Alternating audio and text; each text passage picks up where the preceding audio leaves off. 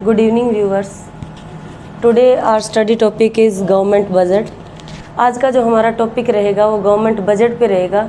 और previous videos में मैंने आपको एग्रीगेट डिमांड के बारे में, एग्रीगेट सप्लाई के बारे में और इसी तरीके से एमपीसी, एमपीएस काफ़ी सारे कंसेप्ट मैंने आपको करवाए। लेकिन आज का जो हमारा टॉपिक है वो काफ़ी इम्पोर्टेंट टॉपिक है, क्योंकि गवर्नमेंट बजट एक ऐसा रिसोर्स है हमारे हाथ में या हमारी गवर्नमेंट के हाथ में, जिसे हम अपनी इकोनॉमी के अंदर स्टेबिलिटी ला सकते हैं, इन्फ्लेशन को चेकआउट कर सकते हैं या जो भी प्राइसेस हैं उनको स्टेबल कर सकते हैं। तो आज हम जो है गवर्नमेंट बजट के बारे में स्टडी करेंगे। सबसे पहले तो जो है कि गवर्नमेंट बजट हमारी इकोनॉमी में किस तरीके से काम करता है, इससे पहले हम बात करेंगे कि हमारी जो इकोनॉमी है वो है क्या एक्चुअल में। जैसे इकोनॉमी 2 और 3 टाइप्स की होती हैं। जैसे एक होता है सोशलिज्म फैक्टर्स का, एक होता है सोशलिज्म, एक होता है कैपिटलिज्म और एक होता है आपका कम्युनिज्म।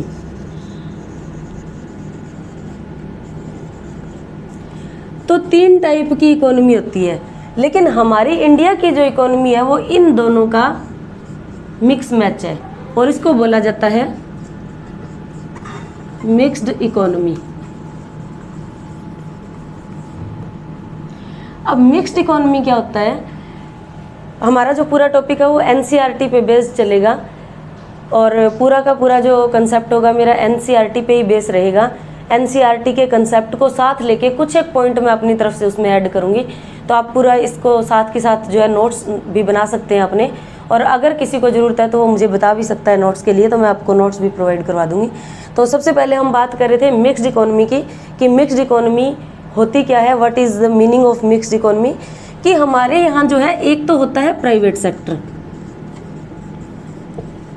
ठीक है, और एक होता है गवर्नमेंट सेक्टर। अब इसमें क्या होता है कि जब प्राइवेट सेक्टर और गवर्नमेंट सेक्टर दोनों जब मिलकर इकोनॉमी के अंदर काम करते हैं तो वो कहलाती है मिक्स्ड इकोनॉमी। यानी कुछ एक रिसोर्सेज ऐसे हैं जो प्राइवेट सेक्टर के हाथ में होते हैं और कुछ रिसोर्सेज ऐसे हैं जो गवर्नमेंट सेक्टर के हाथ में होते हैं। और जब ये दोनों चीज़ें, जब ये दोनों सेक्टर मिलके काम करते हैं तो वो कहलाता है मिक्स्ड इकोनॉमी। तो आप इसको इस डेफिनेशन में किस तरीके से लिखोगे? An economy in which there is both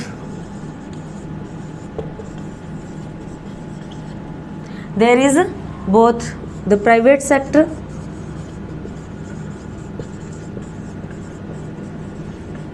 as well government sector working together।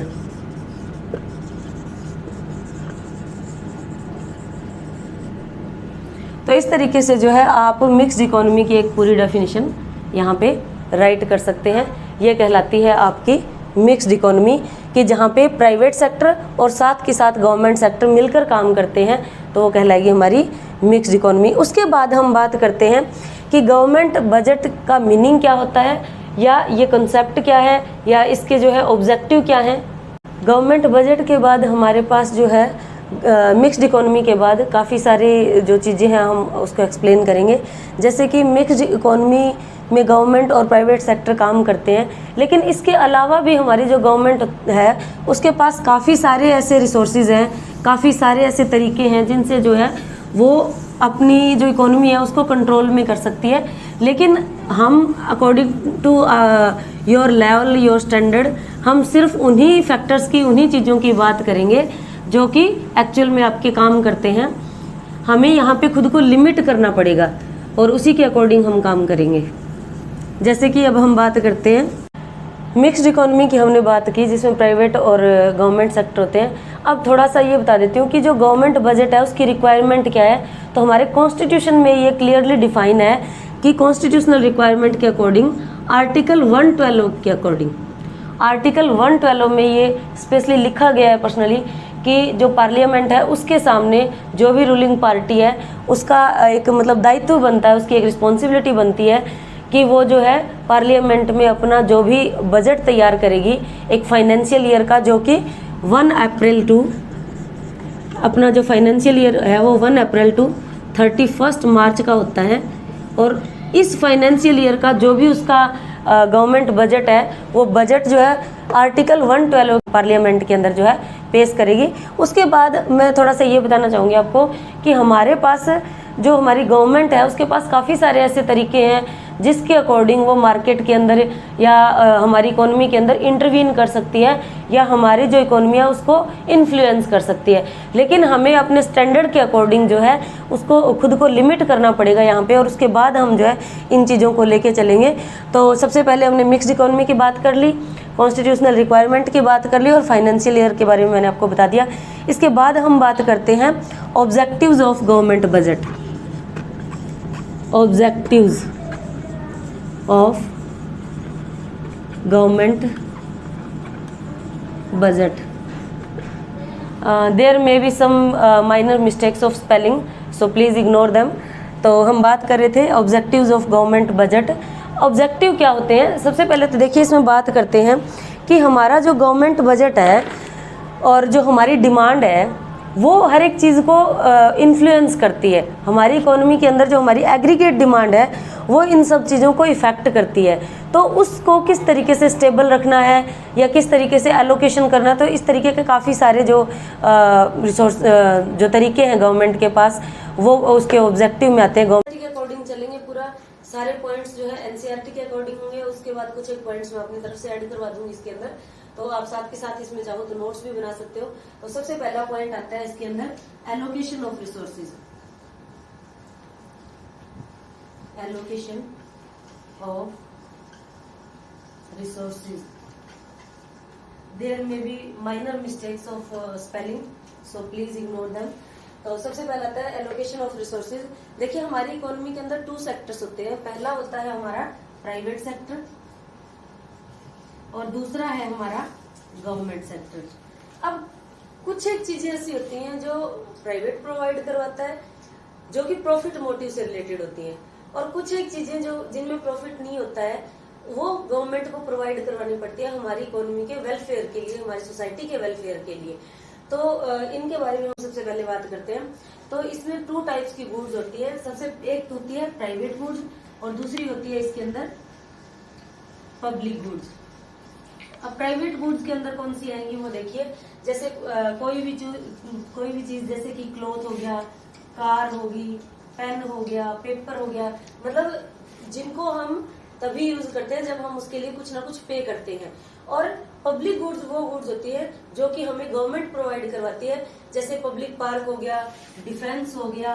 अब हमारी इकोनॉमी के अंदर जो भी हमारे सिक्योरिटी के लिए हमारी गवर्नमेंट करती है तो वो किस में आएगा? डिफेंस के अंदर आएगा। तो डिफेंस में ये तो है नहीं कि जो गवर्नमेंट है वो प्रोवाइड करवाएगी तो किसी एक को प्रोवाइड करवाएगी। इसका जो इंजोरी है या इसकी जो सिक्योरिटी है देश की वो पूरी कंट्री को ही मिलेगी। ये तो नहीं है कि किसी एक को वहाँ किसी को अलग कर दिया जाएगा, किसी एक को निकाल दिया जाएगा। तो जैसे डिफेंस है, पब्लिक पार्क है, पब्लिक प्लेसेस है, तो ये ऐसी चीजें हैं जो हमारे एजुकेशन है। अब ये ऐसी चीजें हैं जो हमारी गवर्नमेंट हमें प्रोवाइड करवाती है, तो वो क्या कहलाती है? पब्लिक गुड्स और प्राइवेट गुड्स। तो ये जो है मेन डिफरेंस है हमारे प्राइवेट सेक्टर का और गवर्नमेंट सेक्टर का। इसमें 2-3 चीजें और आती हैं जो मैं आपको बताना चाहूंगी, जो सिर्फ आपको एनसीईआरटी में मिलेगी, बाकी किसी चीज बुक्स के अंदर आपको ये नहीं मिलेंगी। तो वो मेन डिफरेंस क्या है? एक तो इसके अंदर आता है, तो एक प्राइवेट गुड के बारे में मैंने आपको बताया और एक पब्लिक गुड के बारे में। तो इनको आप एक्सप्लेन किस तरीके से करोगे? अगर शॉर्ट फॉर्म में अगर मैं आपको बताऊं तो प्राइवेट गुड्स क्या होती है? प्रॉफिट मोटिव होती है, और ये क्या होती है? ये वेलफेयर मोटिव होती है। वेलफेयर मोटिव यानी गवर्नमेंट जब कोई चीज प्रोवाइड करवाती है तो वो हमारी सोसाइटी का वेलफेयर देखती है, और जब प्राइवेट सेक्टर कोई गुड्स और सर्विसेज प्रोवाइड करवाते हैं तो वो प्रॉफिट मोटिव देखते हैं। अगर उनको प्रॉफिट है किसी चीज में तभी वो हमें वो चीज प्रोवाइड करवाएंगे, अदरवाइज वो हमें प्रोवाइड नहीं करवाएंगे। जबकि गवर्नमेंट को मार्केट के अंदर, इकोनॉमी के अंदर इंटरवीन करना पड़ता है सोसाइटी के वेलफेयर के लिए। तो ये 2 चीजें हमने बताई। अब एलोकेशन ऑफ रिसोर्सेज में मेन इसके अंदर डिफरेंस क्या है वो बताऊंगे। अब जैसे प्राइवेट गुड्स है, तो प्राइवेट गुड्स क्या होती हैं? ये राइवल होती है कंजप्शन में, राइवल इन कंजप्शन। ये पॉइंट आपको सिर्फ और सिर्फ एनसीईआरटी में मिलेंगे, बाकी कहीं नहीं है। और ये जो पब्लिक गुड्स होती हैं ये नॉन राइवल इन कंजम्पशन समझी जाती है। अब ये क्या होता है राइवल और नॉन राइवल? राइवल और नॉन राइवल का मतलब है जैसे हमने एग्जांपल लिया कि कार जो है वो प्राइवेट गुड है, या कोई क्लॉथ है वो प्राइवेट गुड है, या ये पेन जो मैं यूज कर रही हूँ ये प्राइवेट गुड है, या मेरी जो भी पर्सनल चीजें वो मेरी प्राइवेट है। तो कहने का मतलब ये है कि ये जो चीजें हैं, जैसे एक गाड़ी है, अगर वो मैं परचेज कर रही हूँ तो उसका मैं ही यूज कर सकती हूँ, अगर मैं यूज कर रही हूँ तो कोई दूसरा उसका यूज नहीं कर सकता। तो वो क्या कहलाएंगे? Rival in consumption. यानी जब कोई एक आदमी उसको यूज कर रहा है तो देन सेकंड जो है उसका यूज नहीं कर पाएगा। सेकंड क्या आता है? Non rival in consumption. जैसे पब्लिक प्लेसेस है, पब्लिक प्लेसेस में क्या होता है? आप पब्लिक पार्क में जाइए, आप जाओगे, कोई दूसरा जाएगा तो आपको कोई इफेक्ट नहीं पड़ने वाला, सभी उसको यूज कर सकते हैं इक्वली। एजुकेशन है, आप ले रहे हो तो भी कोई दिक्कत नहीं है, आपके साथ कोई दूसरा बैठ के उसी क्लास में पढ़ रहा है तो भी कोई दिक्कत नहीं है। तो ये ऐसी चीजें हैं जो राइवल होती हैं, और कुछ ऐसी चीजें जो नॉन राइवल है। जैसे मैंने पब्लिक पार्क का कहा तो वो नॉन राइवल है, यानी हर कोई उसको यूज कर सकता है। एक तो मेन डिफरेंस है ये प्राइवेट और पब्लिक के अंदर। दूसरा होता है एक्सक्लूडेबल और नॉन एक्सक्लूडेबल। तो इसका आप किस तरीके से करोगे? ये होती है एक्सक्लूडेबल,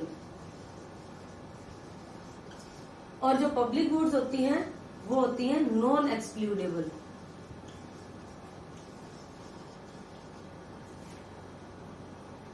नॉन एक्सक्लूडेबल। अब एक्सक्लूडेबल क्या है? जैसे कि मान लो मैंने गाड़ी का एग्जांपल दिया कि गाड़ी अगर मैं यूज कर रही हूँ तो कोई दूसरा यूज नहीं कर सकता, और अगर मैं चाहूं तो किसी दूसरे को बिठा सकती हूँ उसमें, नहीं चाहूं तो नहीं भी बिठाती। तो कहने का मतलब मैं उसको एक्सक्लूड कर सकती हूँ, उन चीजों से बाहर निकाल सकती हूँ। और नॉन एक्सक्लूडेबल, जैसे कोई पब्लिक पार्क में जा रहा है तो मैं किसी दूसरे को नहीं रोक पाऊंगी, अगर मैं जा रही हूँ पब्लिक पार्क में तो वो भी जा सकता है। तो कहने का मतलब ये है कि पब्लिक गुड जो होती है वो नॉन एक्सक्लूडेबल होती है, हम किसी को उनका यूज करने से नहीं रोक सकते। लेकिन जो प्राइवेट गुड्स हैं वो एक्सक्लूडेबल होती हैं कि अगर हम चाहें तो हम वो चीज किसी दूसरे को दे सकते हैं, और अगर हम ना चाहें तो हम उनको नहीं भी दे सकते हैं, मतलब हम उनको रोक सकते हैं उनका यूज करने से।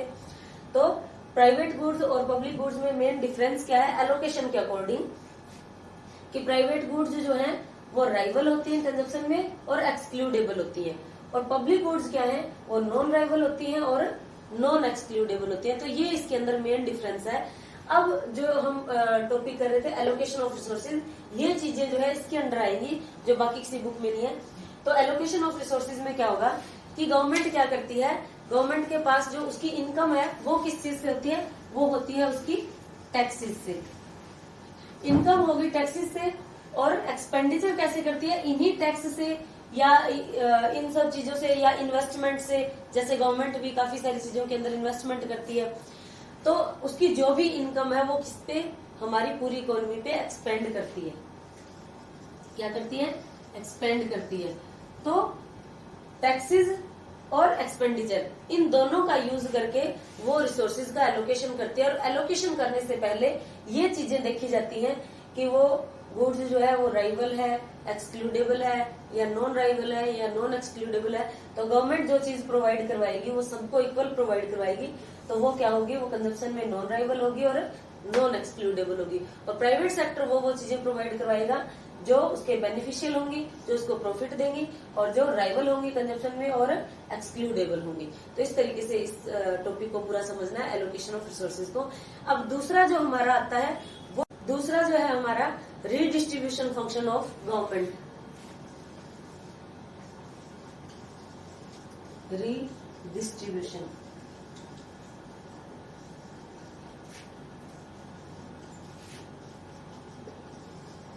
फंक्शन भी बोल सकते हैं या ऑब्जेक्टिव भी बोल सकते हैं। रीडिस्ट्रीब्यूशन का मतलब है, जैसे कि मैंने आपको बताया कि गवर्नमेंट की इनकम कहाँ से होती है?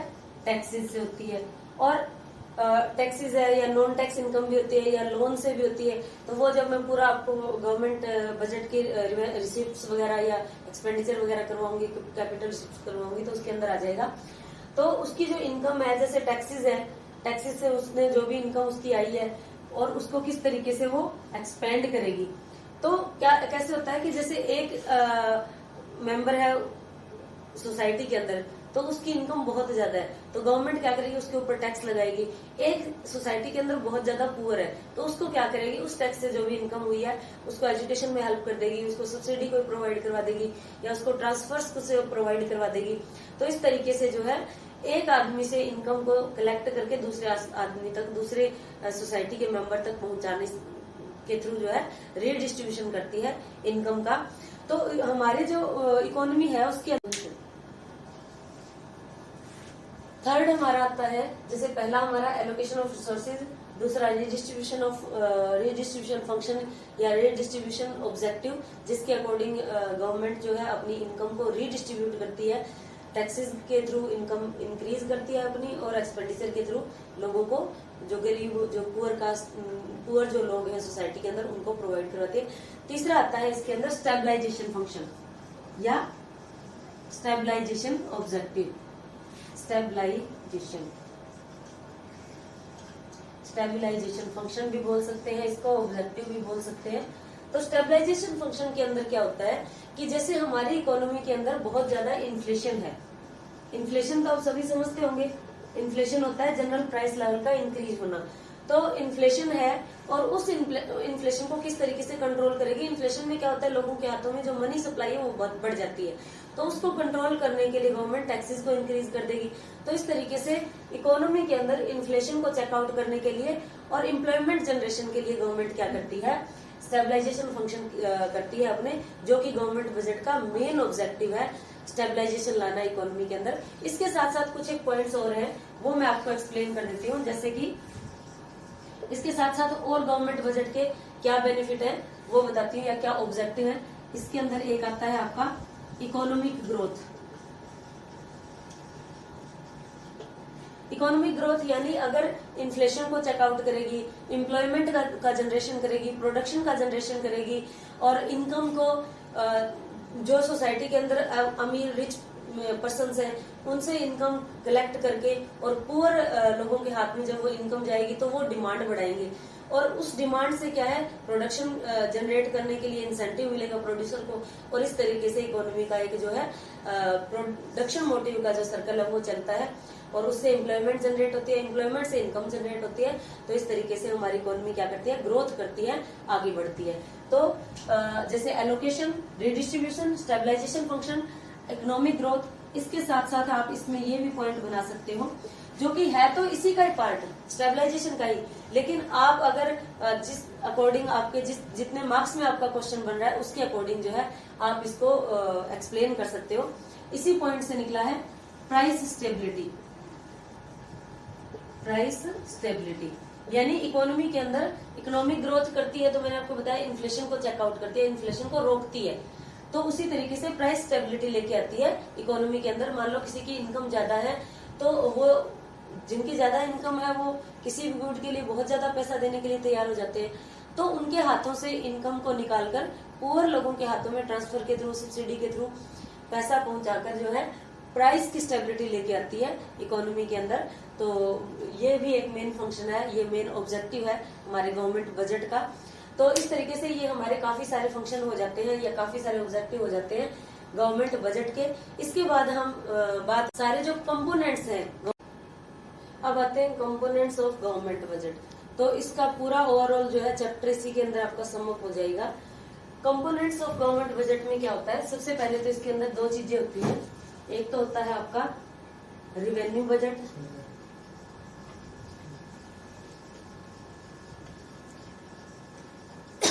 और दूसरा होता है आपका कैपिटल बजट।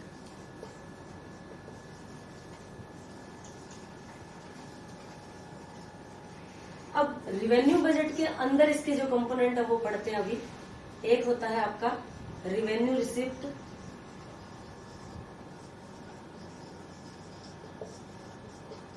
और एक होता है इसके अंदर रिवेन्यू एक्सपेंडिचर। इसी तरीके से कैपिटल बजट के अंदर होता है कैपिटल रिसिप्ट,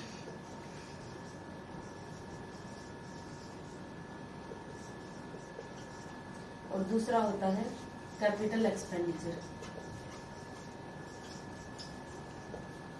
अब कैपिटल रिसिप्ट, कैपिटल बजट और रेवेन्यू बजट, इन दोनों को हमने एक्सप्लेन कर लिया। अब इसकी कंपोनेंट्स करेंगे हम। सबसे पहले तो थोड़ा सा रेवेन्यू रिसिप्ट और रेवेन्यू एक्सपेंडिचर के बारे में मैं आपको एक्सप्लेन कर देती हूँ कि रेवेन्यू रिसिप्ट वो होती है जिससे ना तो कोई गवर्नमेंट की लाइबिलिटीज क्रिएट होती हैं और ना ही उसके एसेट्स जो है वो कम होते हैं।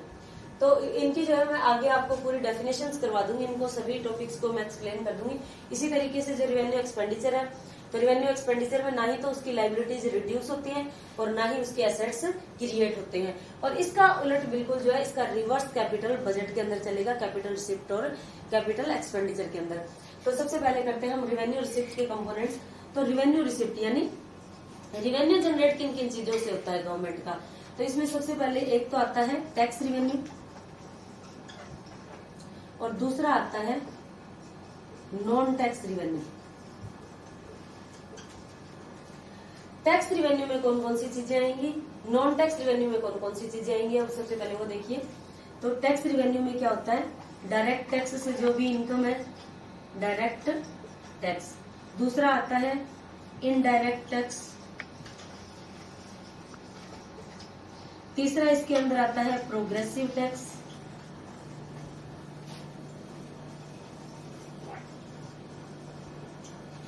फोर्थ है रिग्रेसिव टैक्स।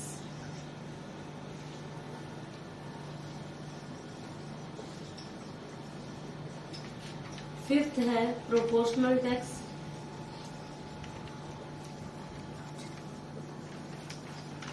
और सिक्स्थ इसमें आ जाता है स्पेसिफिक टैक्स। वैसे तो इसमें और भी काफी सारे टैक्स आ जाते हैं, जैसे डिग्रेसिव भी होता है, एड वोलरम टैक्स भी होता है, लेकिन मेन जो है इसके अंदर यही बनते हैं। और अगर हम प्लस 2 क्लास के अकॉर्डिंग चले तो आपके दो ये मेन टैक्स हैं, डायरेक्ट टैक्स और इनडायरेक्ट टैक्स। बाद में इसका डिफरेंस भी मैं आपको बताऊंगी, थोड़ा सा इसके बारे में एक्सप्लेन कर देती हूँ। डायरेक्ट टैक्स वो होते हैं जिनका इम्पैक्ट और इंसिडेंस एक ही इंसान के ऊपर पड़ता है, एक ही आदमी के ऊपर पड़ता है। यानी जैसे इनकम टैक्स है तो इनकम टैक्स उसी आदमी पे लगेगा जिसकी इनकम इंक्रीज हो रही है या जिसकी इनकम के ऊपर लगा है वही उसको भरेगा, उसका बर्डन उसी पे जाएगा। इनडायरेक्ट टैक्स ये होता है कि इसका बर्डन किसी और पे डाला जा सकता है।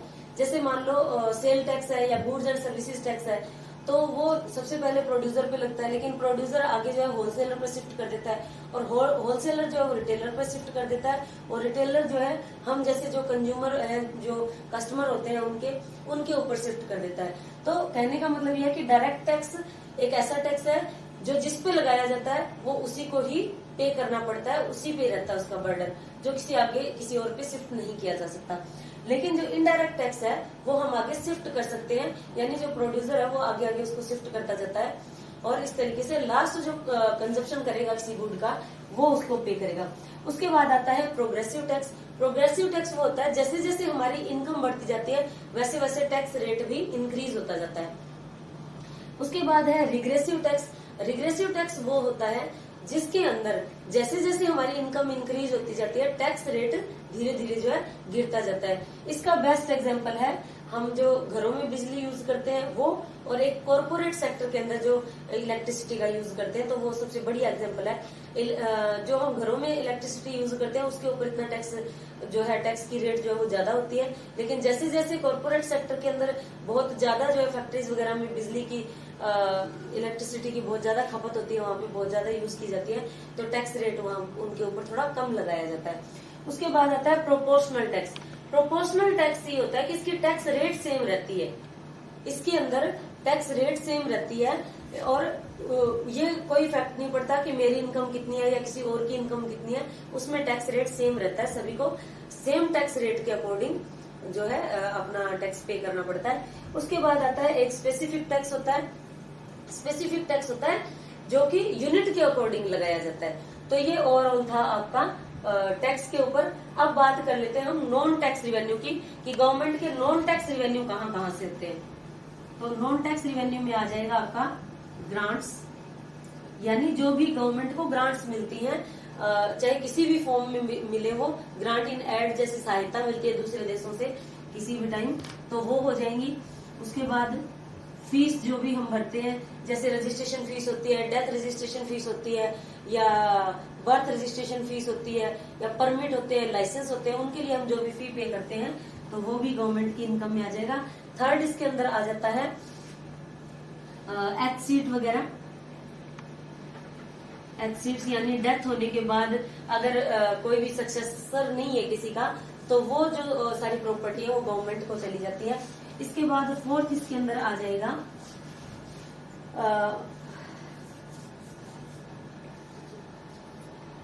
तो एक इसमें ग्रांट्स, फी, एच सीट्स। उसके बाद इसका जो मेन है वो होता है इंटरेस्ट रिसिप्ट।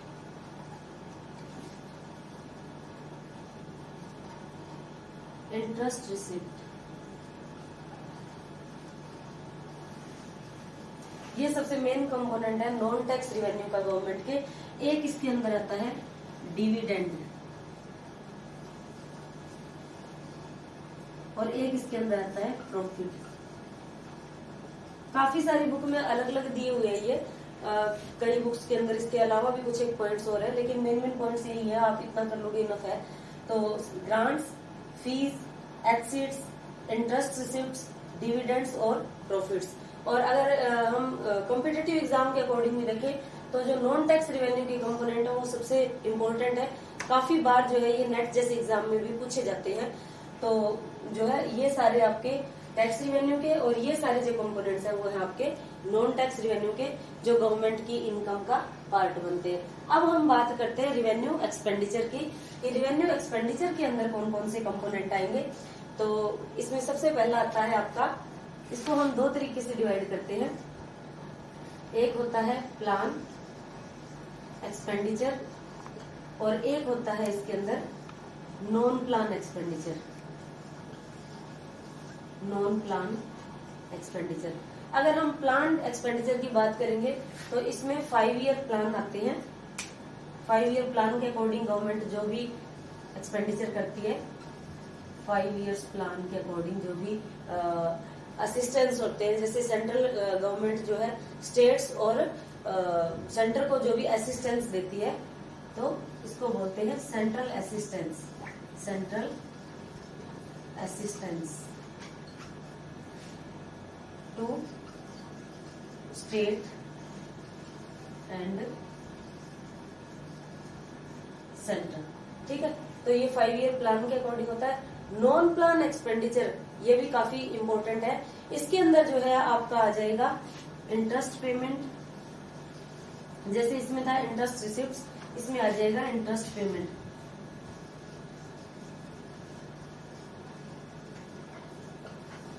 इंटरेस्ट पेमेंट आ जाएगा। उसके बाद इसके अंदर जो है काफी सारे पॉइंट्स और भी आते हैं, जैसे डिफेंस पे, सैलरी पे, सब्सिडीज, वो सारे कंपोनेंट भी नॉन प्लान में आ जाएंगे। डिफेंस पे,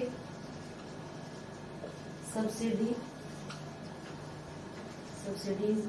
उसके बाद सैलरीज,